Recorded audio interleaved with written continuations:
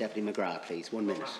Taoiseach, do you accept, Taoiseach, that Ireland's security energy is failing Ireland? Policies are failing Ireland, and that they're more in tune with the green agenda, according to Minister Ryan and others. Do you acknowledge that the policies are driving costs for our citizens and food and indeed electricity, petrol and diesel and Gotthard machine, with the governments around the world granting new oil and gas exploration licences to ensure cheaper energy for their citizens? Ireland's Minister for Energy, Mr Ryan, has effectively closed down this, and this is having a detrimental effect. We have to accept that 4/5 of energy worldwide is coming from fossil fuels, and look, we just can't get over that fact at this point in time.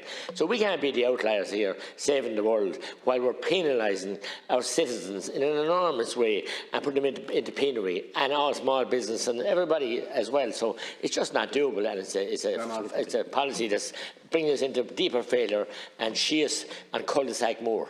Okay. Thanks very much, deputies. Just in relation to the issue of energy security as raised by Deputy McGrath, I think as a country we're doing okay in terms of energy security. I remember only a few months ago there was a real concern that we would be facing blackouts and brownouts. That hasn't happened. We've managed to get the necessary emergency generation in place, and we're working to make sure that it's in place for next winter and the one after.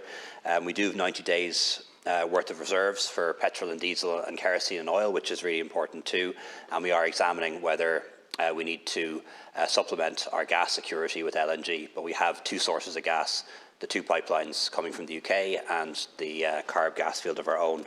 And I honestly don't believe that the future of energy security is further oil and gas exploration. There are a lot of licences for exploration issued already. They will be honoured, but I don't think we need new licences. The future is renewable. And that will give us energy security, it will give us energy price stability, and it will give us energy independence, and that should be the priority. Just to reassure Deputy Boyd-Barrett, I believe in a just transition. I believe that's one of the reasons why this will take time. Climate action could be done quicker, but it would be hard to do it justly if we did it quicker. And it's one of the reasons why we need to consider that as part of the just transition. And I also agree it's sustainable planning, but that requires a planning process, an independent one. There's no minister, maybe it happens in some cases, but generally we have an independent planning process.